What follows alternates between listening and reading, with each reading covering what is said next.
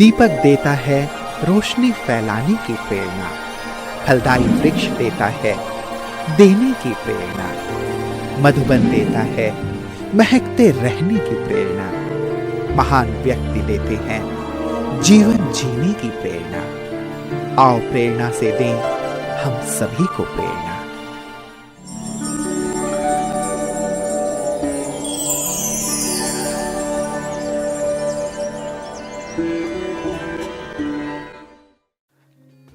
हिसार हरियाणा राज्य का एक विकसित शहर है। यह शहर 14वीं शताब्दी में मुगल साम्राज्य में बसाया गया है। हिसार ब्रह्मा कुमारी ईश्वरीय विश्वविद्यालय की सह संचालिका हैं अनीता दीदी जी। आपका जन्म सन 1974 में हरियाणा के चरखी दादरी में हुआ है। आप बचपन से खेलकूद और पढ़ाई में विशेष रुचि रखते थे। आप मधुरता, सत्यता, संतुष्टता, सादगी, सच्चाई, सफाई, आज्ञाकारिता आदि गुणों से भरपूर हैं। आपको सन 1990 में ईश्वरीय ज्ञान की प्राप्ति हुई और उसी वर्ष आपने बाप दादा से मिलन मनाया। बाबा एवं दादियों से प्रेरणा लेकर तुरंत आपने अपना जीवन ईश्वरीय सेवा में समर्पित किया और सन 1991 से हिसार के आश्रम में रहते हुए आदरणीय राजयोगिनी रमेश दीदी जी के साथी बनकर परमात्मा को प्रत्यक्ष करने की सेवा कर रहे हैं।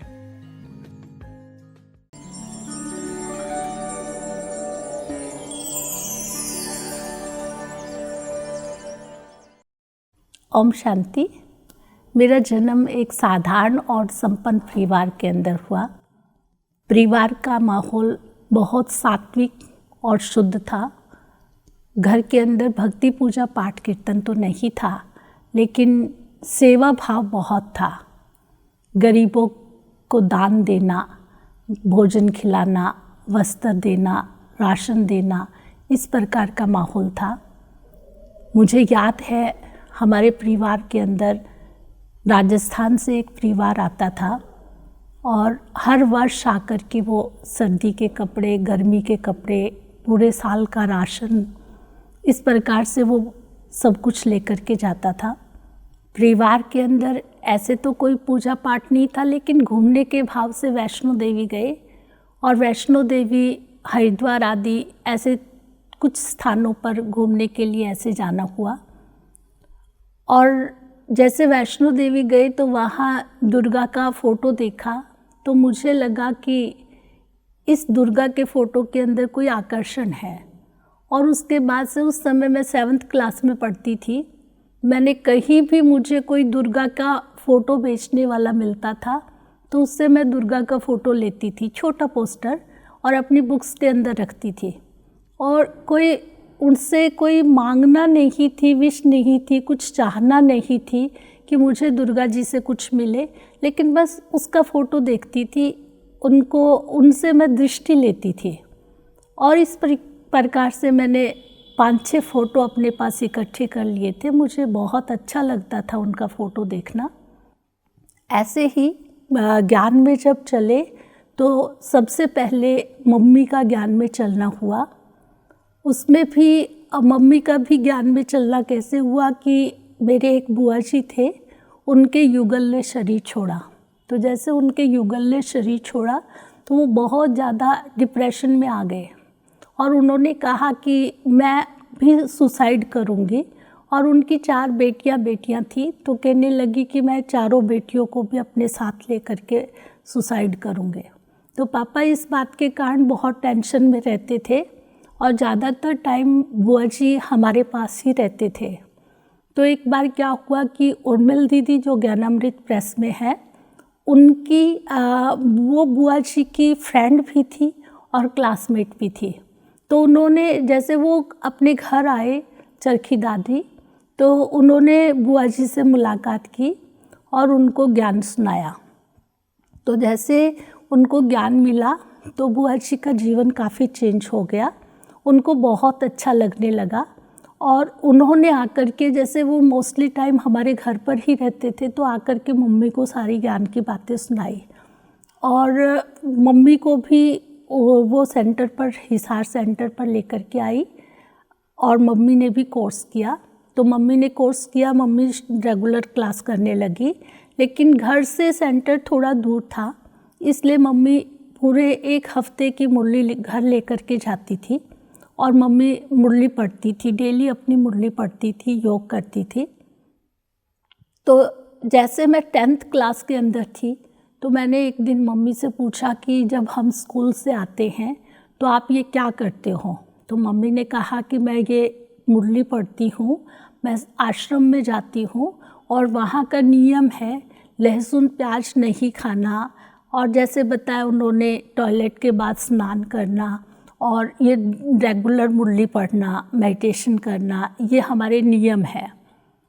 तो मैंने जैसे ही मम्मी से वो उनकी मुरली ली और मैंने भी देखा, तो मैंने जैसे ही पढ़ा तो मुझे अच्छा लगा।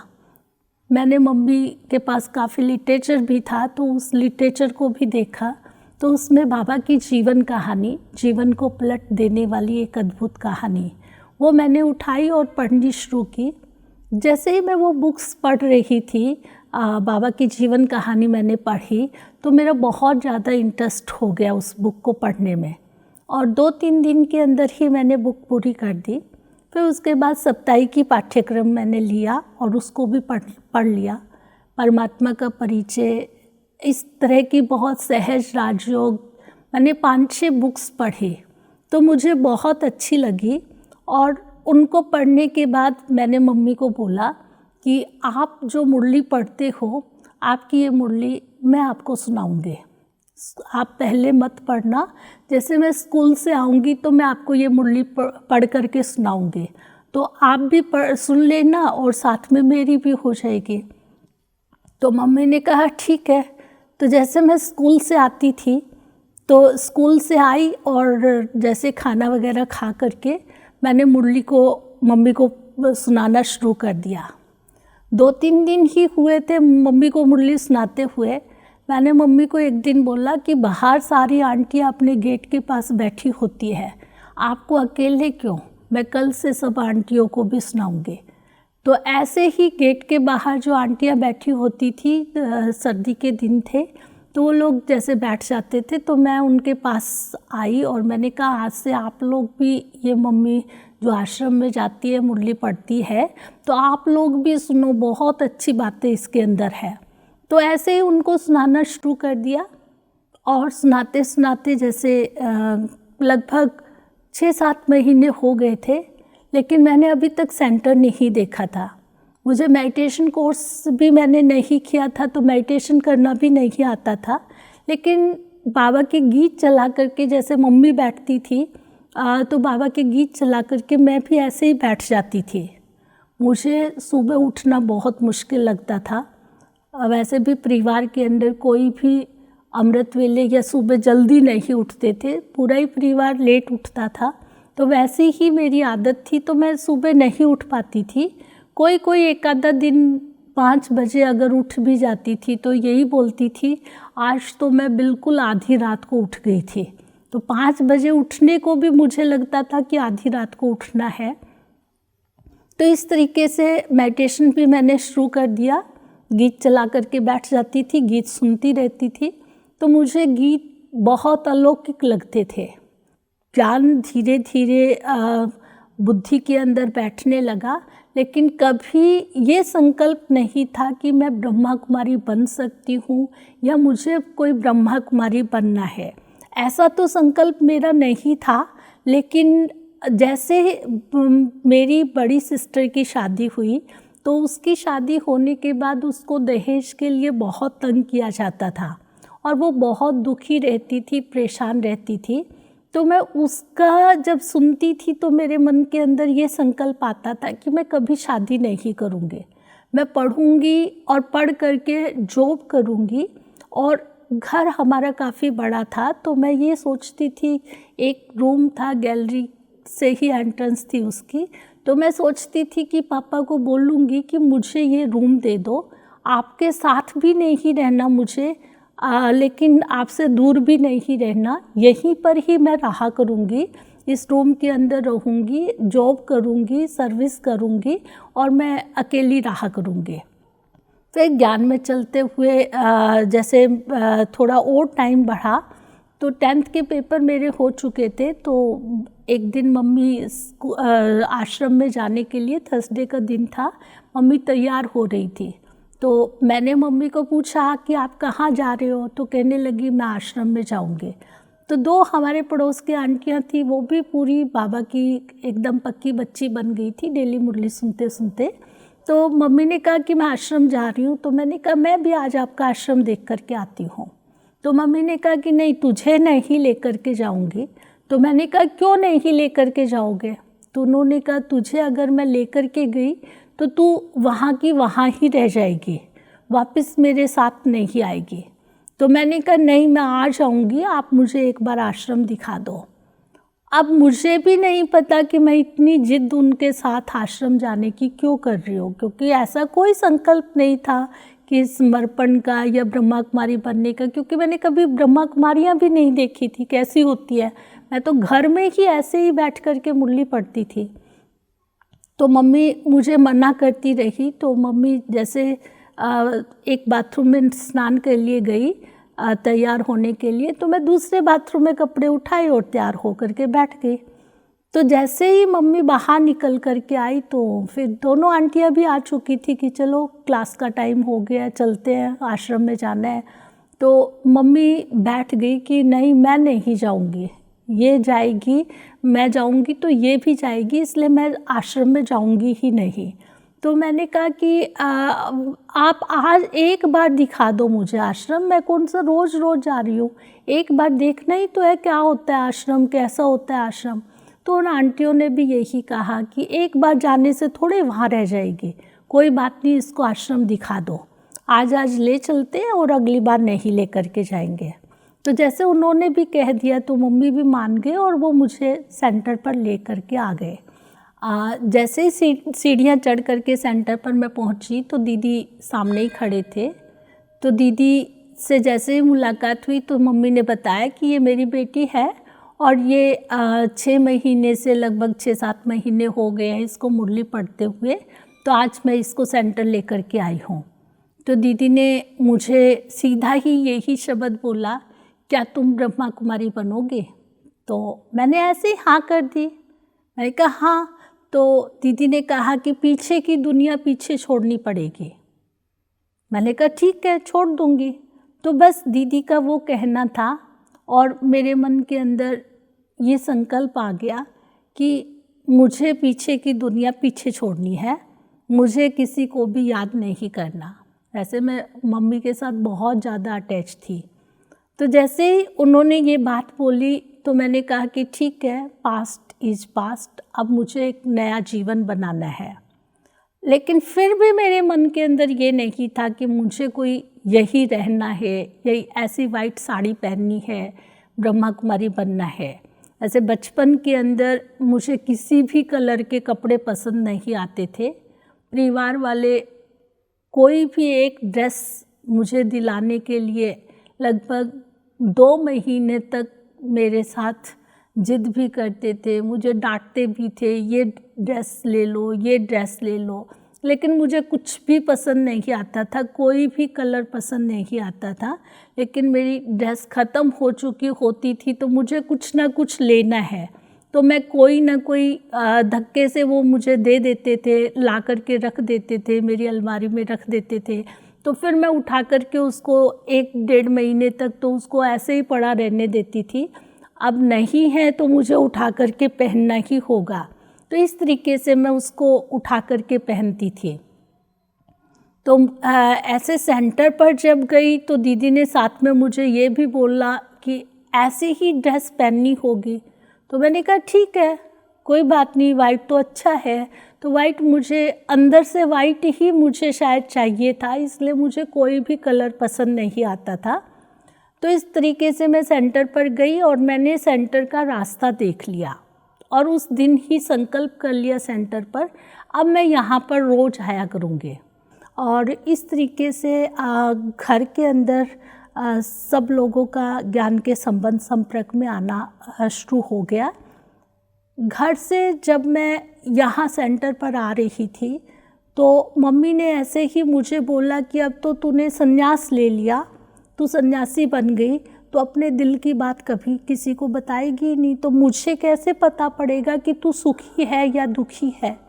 तो मैंने ऐसे ही घर के अंदर कुछ तुलसी के बीज पड़े थे, एक गमला था और मैंने उस गमले के अंदर वो तुलसी के बीज डाल दिए और मम्मी को ऐसे ही बोल दिया मजाक मजाक में, देख लेना ये अगर हरा भरा पेड़ रहेगा तो समझ लेना मैं बहुत खुश हूँ, और अगर ये सूख जाएगा, पेड़ नहीं उगेगा, तो समझ लेना कि मैं बहुत दुखी हूँ। वैसे हमारे घर के अंदर 2 अशोका ट्री थे, उन 2 गमलों के अंदर 2 अशोका ट्री हमने लगाए हुए थे।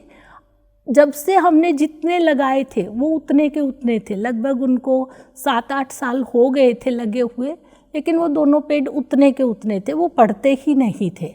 उसी के साथ ही मैंने ये तुलसी के बीज डाल दिए। तो जैसे मैंने तुलसी का बीज डाला, कुछ ही दिनों में इतना हरा भरा और विशाल वो एक वृक्ष का रूप लेने लगा। मम्मी ना उसको कटवा पाती थी ना काटती थी, और मम्मी को बार बार यही याद आता था कि अगर वो सूखी है तो ये हरा भरा रहेगा, तो मैं इसको कटवाऊँ कैसे। पूरा झाड़ का रूप उसने ले लिया और मम्मी बहुत खुश होती थी और कहती थी कि जो है तू बहुत खुश है, मैं मानती हूँ। मधुबन की तरफ से मैसेज आया कि जो है ना, जो भी बहनें आपके पास रहती हैं, दीदी के पास मैसेज था कि उन सभी के पेरेंट्स का लेटर समर्पण का पत्र लिखवा करके और आप हमें दे दो। ट्रेनिंग थी ज्ञान सरोवर के अंदर, तो भट्ठी थी ज्ञान सरोवर में, फर्स्ट भट्ठी थी टीचर्स की, तो बहनों को बैच दिए जाएंगे। तो दीदी ने मुझे बोला कि अपने पापा को बुलाओ और लेटर लिखवाओ। तो पापा जैसे सेंटर पर आए तो उनको लगा कि अगर मैं ये समर्पण का लेटर लिख करके दे दूंगा तो मेरा अधिकार इसके ऊपर से बिल्कुल ख़त्म हो जाएगा। तो उन्होंने मुझे कहा कि मैं लेटर लिख करके नहीं देता, केवल इतना ही लिख करके उन्होंने एक पेपर के ऊपर दे दिया कि मैंने अपनी मर्ज़ी से इसकी मर्ज़ी और मेरी मर्ज़ी से ये हिसार सेंटर पर रह रही है। लेकिन पूरी बात जैसे कि लेटर के अंदर, समर्पण लेटर के अंदर कि हम रिस्पॉन्सिबल रहेंगे या ऐसा कुछ उन्होंने और कुछ भी नहीं लिखा, केवल इतनी सी बात लिख करके एक प्लेन पेपर पर मुझे पकड़ा दी कि नहीं, अगर मैं कुछ ऐसा लिख दूंगा तो कहीं ऐसा ना हो कि इसको किसी और सेंटर पर भेज दिया जाए, क्योंकि ये भी पापा की स्टार्टिंग की कंडीशन थी कि जब तक हम जिंदा हैं तब तक ये हमारे सामने यही हिसार सेंटर पर ही रहेगी, फिर हमारे बाद तो बेशक आप इसको कहीं और भेज सकते हो। तो पापा ने कहा कि ऐसे जैसे पहले पढ़ाई के लिए इन्होंने यस कर दी कि ऐसे ही अभी तो मुझे कह रहे हैं कि हम इसको हिसार सेंटर पर रखेंगे, पता नहीं मेरे लेटर देने के बाद कहीं और ना रखते। तो उनको समझाया कहीं ऐसा पुलिस केस ना हो जाए, इस कारण से सिक्योरिटी व्यू से हम ऐसा ले रहे हैं। तो उन्होंने केवल इतना लिख करके दे दिया कि ठीक है, मैं मेरी मर्जी और इसकी मर्जी से ये यहाँ पर रह रही है। तो बाकी और कुछ भी उन्होंने नहीं लिखा। तो जैसे मैं मधुबन गई तो दादी चंदमनी ने मुझे बोला कि कल बैच मिलेंगे, तुम्हारी फ़ाइल तैयार हो गई है। मैं कहा दादी मुझे तो पापा ने लेटर ही नहीं दिया, तो दीदी ने मेरी फ़ाइल बनाई ही नहीं, तो मैं तो बस कहते कि ना लेटर नहीं लिखा। मैंने कहा नहीं, तो मैंने कहा बस इतना सा लिख करके दिया है। तो उन्होंने जैसे देखा तो दादी ने, गीता बहन मधुबन वो अकाउंट वाले, तो उनकी ड्यूटी लगाई कि इस रात के 9 बजे का टाइम था, ऐसा करो इसकी फ़ाइल तैयार करवाओ और इसकी फ़ाइल तैयार करवा करके और मेरे पास लेकर के आओ। तो जैसे उन्होंने फ़ाइल तैयार करवाई तो दीदी ने मुझे बोला कि तुम्हारी टीचर तो है ही नहीं, तुम्हारे साइन कैसे होंगे। तो मैं दादी के पास सुबह गई दादी के पास, तो दादी ने कहा रात को फ़ाइल तैयार कर दी। मैं कहा फ़ाइल तो तैयार कर दी, लेकिन दादी ना तो टीचर का लेटर उसके अंदर है और ना ही दीदी के साइन कोई है। तो दादी ने कहा मुट्ठी मैं हूँ ना तेरी टीचर। तो इतना अधिकार से दादी ने मुझे बोला, मुझे लगा कि अरे मतलब दादी का कितना प्यार मुझे, वैसे तो स्टार्टिंग से ही दादी का 91 से मैं सेंटर पर आई थी, मुझे दादी की बहुत पालना और प्यार मिला। मधुबन जाती थी तब भी बहुत मिलता था, लेकिन उस दिन और भी ज़्यादा मेरा निश्चय हो गया और दादी ने मुझे कहा कि ला तेरी फाइल दे। दादी ने सिग्नेचर किया, जो टीचर का लेटर था उसके ऊपर भी दादी का सिग्नेचर, और जो दूसरे फॉर्म होते हैं ट्रायल के समर्पण वाले फॉर्म, उसके ऊपर भी दादी चंद्रमनी के ही साइन है। तो इस तरीके से दादी ने मुझे मेरी समर्पण फाइल के ऊपर दादी का सिग्नेचर हुआ। समर्पण की बात जब आई तब भी जो है दादी ने हमेशा दादी मुझे बोलती थी कि अपना समर्पण करवाओ, लेकिन पापा को यही होता था कि फिर हमारा कंट्रोल ख़त्म हो जाएगा अगर हमने इसको समर्पित कर दिया तो।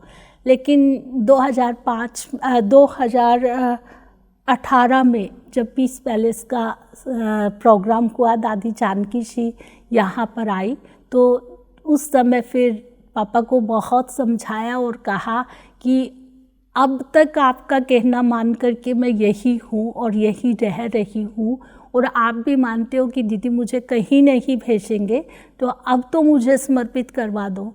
तब 2018 में पापा ने मेरा समर्पण करवाया। रमेश दीदी के पास भी जब से मैं दीदी के पास आई हूँ, रह रही हूँ, मुझे दीदी की भी बहुत प्यार की पालना मिली। मुझे इसी कारण से घर परिवार या मम्मी कोई भी याद नहीं आया, क्योंकि दीदी ने फर्स्ट डे से ही मुझे इतने प्यार से रखा, इतने प्यार से। ऐसे तो उनके अंदर है कि ये विशेष गुण, वो सभी को बड़ी प्यार की पालना देते हैं, लेकिन जैसे ही मैं यहाँ पर आई तो अमृत वेले उठने का मेरा कोई संस्कार नहीं था। 1 वीक तक इन्होंने मुझे नहीं उठाया, लेकिन धीरे धीरे मेरा संस्कार तो बनाना था। इसलिए ये मेरे बेड के पास आते थे, सिरहाने बैठ करके बड़े प्यार से मेरे सिर के ऊपर हाथ रखते थे और हाथ रख करके मुझे कहते थे कि अब आज तुम मुझे चाय नहीं पिलाएगी। ये अमृत वेला करके जैसे 4:30 ऊपर आते थे तो ऐसे ही प्यार से उठाते थे। फिर मैं कहती थी हाँ पिलाऊंगी ना, तो मैं तुरंत उठती थी, 1 कप इनको चाय बना करके देती थी। फिर ये मुझे कहते थे कि अब तुम नीचे जाओ और थोड़ी देर मेडिटेशन करके आओ, तो ये बड़े प्यार से मुझे नीचे भेज देते थे। ऐसे ही एक बार की बात है, मैं जब स्टार्टिंग में आई तो दीदी मुझे कोई भी घर का काम नहीं करना आता था, और जैसे दीदी के पास आई तो इन्होंने मुझे कहा कि घिया की सब्ज़ी जो है छील लो, काट लो, और मैं आती हूँ, मैं सब्ज़ी को छोंक लगा दूँगी। तो जैसे मैं ऊपर आई, आकर के मैंने घिया को छीला, तो मुझे नहीं पता था कि घिया छीलने के बाद उसके बीज भी नहीं निकालने होते या कैसे करना होता है। तो मैंने क्या किया, घिया को छीलने के साथ साथ उसके सारे बीज भी निकाल करके फेंक दिए डस्टबिन के अंदर, और मैंने घिया, थोड़ी सी घिया रह गई, जैसे खाली पीस उसके काट करके रख दिए। तो दीदी ऊपर आए, उसको धुलाई करके रख दिया था, सारी तैयारी कर दी थी। तो दीदी ने मुझे बोला कि ला घिया की सब्ज़ी को छोंक मार दो, तो बहुत थोड़ी सी बच गई क्योंकि बीज भी सारे निकाल करके मैंने फेंक दिए थे। तो दीदी ने कहा कि घिया कहाँ है? मैंने कहा ये। तो कहते कि और घिया कहाँ है, क्या आधी काटी है? मैंने कहा नहीं, पूरी काट दी। तो कहते फिर कहाँ रखी है और घिया? तो मैंने कहा बस बाकी तो मैंने फेंक दी। तो फिर उन्होंने डस्टबिन के अंदर देखा तो मैंने छिलकों के साथ साथ पूरा बीज भी एकदम निकाल करके फेंक दिया। दीदी ने मुझे बहुत प्यार से समझाया कि हर सब्जी के बीज नहीं फेंके जाते, कुछ ही सब्जियां होती हैं जिनके बीज हम निकालते हैं, फेंकते हैं। तो बड़े प्यार से फिर उन्होंने कहा कि अगली बार जब घिया काटूंगी ना तो मैं तुझे सिखाऊंगी, ऐसा नहीं होता, ऐसे नहीं काटते। तो एक एक काम दीदी ने मुझे बड़े प्यार से सिखाया। मुझे कुछ भी नहीं आता था, मैं बहुत आलसी भी थी, बहुत अलबेली भी थी, लेकिन दीदी ने मुझे एक एक चीज़ बैठ करके सिखाई है। इसलिए मैं दीदी का भी बार बार थैंक्स करती हूँ। बहुत प्यार से इन्होंने पालना दी, जिस पालना के कारण आज मैं यहाँ पर हूँ और ब्रह्मा कुमारी हूँ। मैंने देखा दीदी बहुत अलर्ट रहते हैं, बहुत अलर्ट रहते हैं, वो कभी थकते नहीं हैं। यहाँ तक कि बहुत बार हम कहेंगे कि दीदी रात भर आप नहीं सोए, आपकी तबीयत ठीक नहीं है, सुबह के 3 बज गए हैं, लेकिन अब आप मत उठना और क्लास मैं करवा दूँगी, आज आप सोए रहना। लेकिन दीदी कभी भी नहीं, ये कैसे हो सकता है कि मैं सुबह उठ करके मैं सोई रहूं, क्लास में ही ना पहुंचूं। तो इतने अलर्ट हैं कि चाहे तबीयत कैसी भी है, 3 बजे तक नहीं सोई तो कोई बात नहीं, मैं 3 घंटे बाद में सो जाऊंगी, लेकिन अभी मुझे उठना ही है, बाबा की क्लास में पहुंचना ही है, मुझे बाबा को याद करना ही है। वही 5:15 बजे इनका फिक्स टाइम है। ये सुबह नीचे क्लास के अंदर 5:15 बजे आ जाते हैं। सर्दी होती है, ठंड होती है, ज़्यादा ठंड है। दीदी अभी तो आप थोड़ा लेट चले जाया करो, क्लास वाले 5:45 से पहले तो कोई नहीं आएगा, इतनी ठंड में कौन आएगा, आधा घंटा तो फिर भी आप योग कर लोगे 5:45 से 6:15 बजे तक। हम दीदी को बहुत समझाते हैं, लेकिन दीदी का जो रूटीन है 5:15 बजे, तो 5:15 बजे ही वो नीचे आकर के बैठ जाते हैं, चाहे क्लास के अंदर एक चिड़िया भी ना बैठी हो। तो इस तरीके से मैंने देखा है, बहुत अलर्ट हैं, अथक होकर के सेवा करते हैं। हम बहुत बार थक जाएंगे और हम दीदी को बोल देंगे कि आज मैं बहुत थक गई हूँ और मैं जाकर के सो रही हूँ, लेकिन दीदी के मुख से हमने कभी नहीं सुना कि आज मैं बहुत थक गई हूँ, आज थोड़ी देर तुम संभालो, तुम बैठो और मैं जाकर के सोती हूँ। कभी भी हमने नहीं सुना। अपने मुख से भी निकाल करके ये दूसरों को कोई भी चीज़ होती है खिला देते हैं। बहुत बार ऐसा होता है कि हम इनके लिए कोई फ्रूट काट करके लेकर के आए हैं, 11:30 बजे फ्रूट टाइम है सबका ही, तो इनका फ्रूट जैसे ये नीचे बैठे हैं हम ला करके देंगे, तो हमें तो कहेंगे कि तुम ऐसा करो मेरे रूम में रख दो नीचे, और थोड़ी देर बाद पता लगेगा कि वो फ्रूट इन्होंने नहीं खाया, उन्होंने किसी क्लास के भाई कोई आया या बहन कोई आई, कोई माता आई या कोई काम वाला आया या कोई कुमार या कुमारी आ गई, उसको उठा करके अपनी प्लेट दे देते हैं।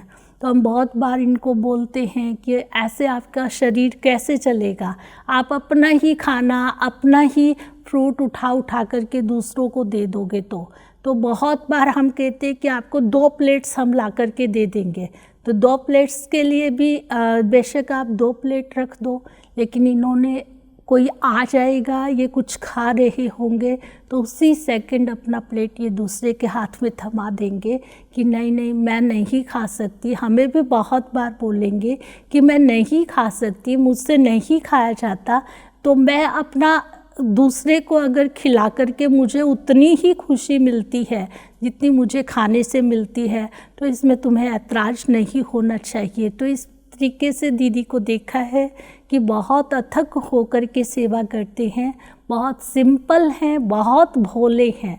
हम तो बहुत बार कहते हैं कि आपका भोलापन, लोग आपको बहुत ठगते हैं, लोग आपको उल्लू बनाते रहते। बहुत बार हम मजाक में बोल देते हैं दीदी आप किसी ऐसे ना किसी को बोला करो, हाँ कर दिया करो, ऐसे नहीं बोला करो, लेकिन इनसे कोई मर्जी आकर के दीदी ये चीज़ चाहिए, तो बेशक इनके पास वो एक ही चीज़ है, यूज कर रहे हैं। समझ लो मैं एक एग्जांपल दे रही हूँ वैसे ही कि इनके पास एक ही टेबल है और उस टेबल को ये यूज कर रहे हैं। समझो इनसे हमारी धोबन ने ही आकर के बोल दिया कि दीदी मेरे घर में टेबल नहीं है, मेरे को बहुत दिक्कत होती है, तो उसको उसी सेकंड कहेंगे ले ये टेबल ले जा, इसको मेरे पास और आ जाएगी। हम पूछेंगे क्या हुआ, आपकी टेबल कहाँ गई, तो कहेंगे वो मैंने दान कर दी, मेरे लिए और ला देना। ऐसे ही एक बार मैं इनके बहुत अच्छे जूते लेकर के आई और काफ़ी महंगे थे। मैंने इनको बताया नहीं इतने महंगे, क्योंकि मुझे था कि दीदी को चलने में प्रॉब्लम होती है, ये जूते पहनेंगे तो दीदी ठीक रहेंगे, कंफर्ट है मिलेगा इनको, तो मैंने वो ला करके दे दिए। तो महंगी चीज़ यूज नहीं करते, हमें चाहे कितनी भी महंगी हो दिला देंगे, लेकिन अपने लिए कोई महंगी चीज़ यूज नहीं करेंगे। तो मैंने कहा कि दीदी बस 500 रुपये तक के जूते हैं, फिर भी कहते इतने महंगे जूते ले आई, क्यों लेकर के आई, तो मैंने कहा नहीं, आपको ही पहनने, ये किसी को देने नहीं है। स्पेशल मैंने बोला कि आपके लिए बहुत अच्छे जूते हैं, उस दुकान वाले ने भी मुझे बोला है कि ये दीदी को ही आप पहनाना। तो ऐसे ही मैंने युक्ति से इनको बोल दिया। लेकिन 3 दिन के बाद मुझे कहते कि ना मुझे कोई चप्पल ऊपर से ला करके दे। तो मैंने कहा क्यों, आपके जूते कहाँ गए? तो कहते कि ना वो एक बूढ़ी माता जी क्लास में आते हैं, जो कहते वो तेरी अम्मा है ना, वो तेरी अम्मा, उसको मैंने दे दिया। उसको बेचारी बिल्कुल नंगे पाँव आई थी, ऐसे टूटी हुई चप्पल पहन रही थी, उसको ठंड लग रही थी। तो फिर मैंने उसको उठा करके अपने जूते दे दिए। मैं कहा दीदी वो 5,000 के जूते थे, कहाँ उठा करके दे दिए, मैंने तो आपको ऐसे ही 500 रुपये। तो कहते कोई बात नहीं, वो बूढ़ी है ना, उसके भी पैरों को आराम मिलेगा, एक ही बात है। मैं बूढ़ी तो कहीं जाती आती भी नहीं हूँ, वो तो बेचारी सारा दिन ऐसे घूमती रहती है, चलती रहती है। तो कोई बात नहीं, बाबा को याद करेगी, बाबा के घर आएगी तो बहुत खुश रहेगी। तो इस तरीके से इनका ये संस्कार है। अपने हिस्से की कोई भी चीज़ होती है, कुछ भी होता है, तो ये देने में टाइम नहीं लगाते, ऐसे ही उठा करके किसी को देते रहते हैं। तो ऐसी माँ, जिस माँ ने हमें इतने प्यार से पालना दी, मैं कहती हूँ ऐसी माँ सबको मिले।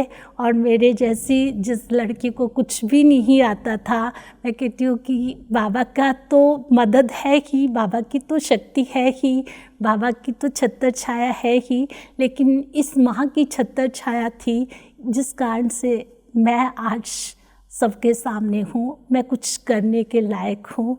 ये सब दीदी का, बाबा का ही देन है, इसलिए मैं दीदी का भी बहुत बहुत थैंक्स करती हूँ। फर्स्ट टाइम पापा मधुबन गए थे देखने के लिए कि मैं कहाँ पर जा रही हूँ, किस संस्था के अंदर जा रही हूँ।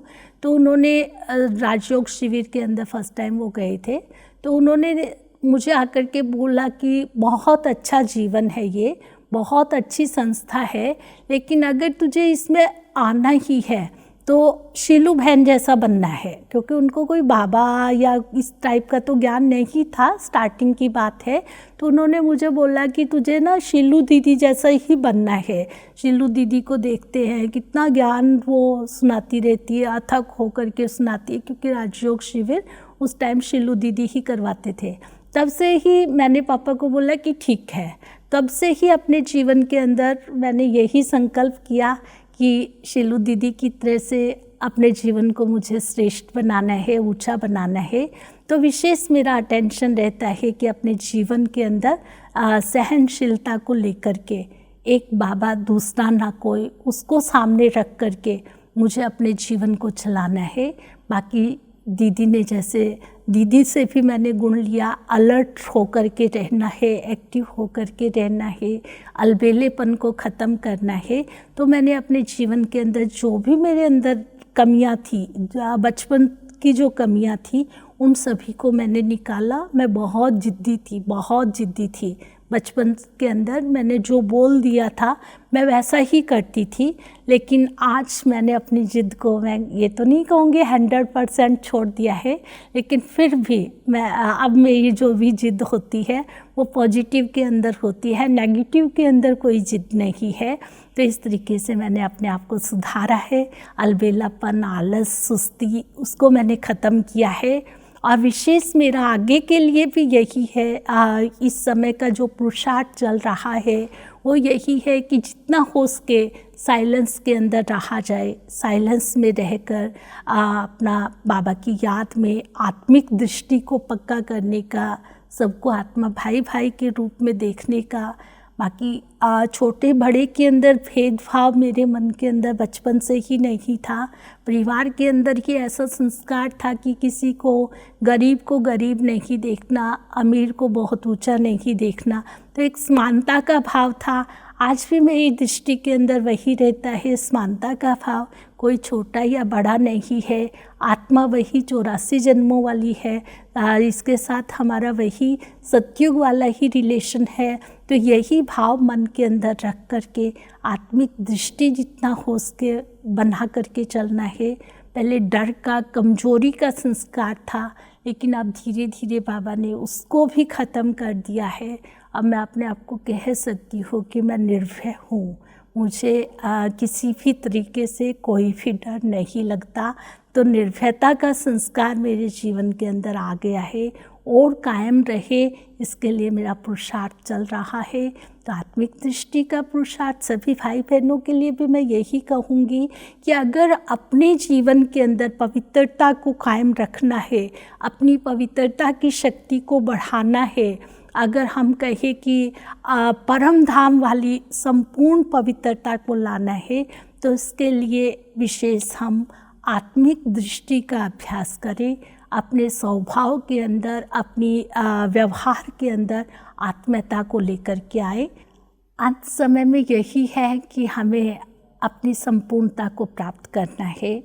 संपूर्ण मेरी अपने आप से यही संकल्प रहता है, मुझे कोई सतयुग के पद की आकर्षण नहीं है, बस संगम युग का पूरा समय मेरा बाबा के साथ बीते, बाबा की यादों में ही बीते, बाबा के साथ ही रहूं।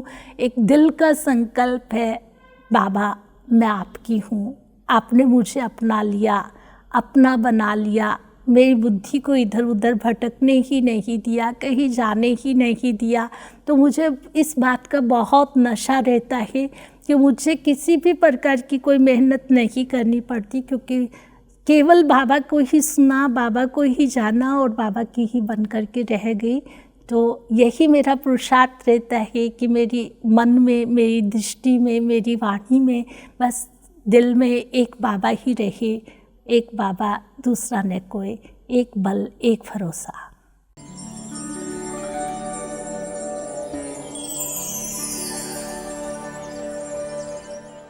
मैंने अनीता बहन से सत्यता और निर्भयता, दो चीज़ उनके अंदर जो विशेषताएं हैं वो मैंने उनसे सीखी हैं। मैंने देखा है, चाहे वो किसी मंत्री से मिल रहे हैं सेवार्थ, चाहे मुख्यमंत्री से मिल रहे हैं, लेकिन निर्भयता से, चाहे कोई IAS ऑफिसर है, चाहे कोई डॉक्टर है, चाहे कोई यूनिवर्सिटी का डीन डायरेक्टर है, निर्भयता से हर एक को परमात्मा का परिचय दे रहे हैं। उनका सबसे मुख्य गुण जो हमने शुरू से अनुभव किया वो था हर्षित मुक्ता। हर किसी से व्यवहार में, बोलचाल में उनका ये विशेष गुण सबको आकर्षित करता रहा और अनेक नई आत्माओं को भी ईश्वरीय ज्ञान में लाने में सहयोगी रहा। दूसरा गुण उनका निडरता, निर्भयता। कोई भी विपरीत परिस्थिति, घटनाएं आती तो उनका दृढ़ता से उनको पार करने में हमेशा हमने उनको देखा। कभी भी वो किसी बात से डरे नहीं। अनीता बहन से जितना भी इंटरेक्शन यहाँ रहा तो मैंने ये ऑब्जर्व किया कि कितना सेवा का भाव, समर्पण का भाव उनमें है और किस तरीके से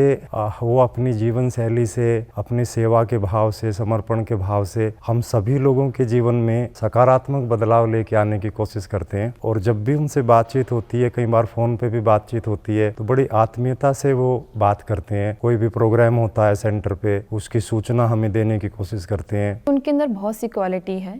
सबसे अच्छा मुझे जो लगा, बहुत अच्छे लिसनर हैं और मोटिवेट भी बहुत अच्छा करते हैं। यहाँ तक कि अथक सेवाधारी भी रहे हैं।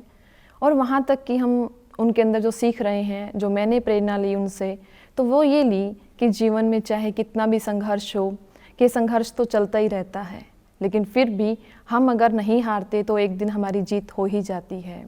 ऐसे ही उनके पास अनेक आत्माएं प्रॉब्लम लेके आती हैं, तो वो आत्माओं की सुनते हैं, बहुत से अच्छे तरीके से सुनते हैं और उनको बहुत अच्छे सोल्यूशन बताते हैं कि वो अपनी ज़िंदगी से जो हारे हुए होते हैं, निराश होते हैं, उन निराशा वाली ज़िंदगी से वो निकलकर उम्मीदों की ज़िंदगियों में आ जाते हैं। अनीता दीदी से जीवन में हमने बहुत कुछ सीखा। जब पहली बार हम उनसे मिले थे तो उनकी सादगी ने हमें बहुत ज़्यादा आकर्षित किया। उनका हर्षित मुख चेहरा, इतना खुश मिजाज व्यक्तित्व और बिल्कुल सरलता, सिंप्लिसिटी और सच्चाई से भरा हुआ उनका व्यक्तित्व था। अनीता दीदी की खास विशेषता मैं शेयर करना चाहता हूँ। इनके अंदर लीडरशिप क्वालिटी है। ये हर तरह के कोई भी एक्टिविटीज़ होती हैं, लीडर की जो क्वालिटीज़ हैं, सबको साथ लेके चलना। और जैसे बाबा कहते हैं कि हमें बैलेंस बना के रखेंगे जीवन में तो ब्लेसिंग्स मिलेंगी, तो अनीता दीदी में विशेष लॉ एंड लव, इनका बैलेंस जीवन में बहुत है। और इनके अंदर एक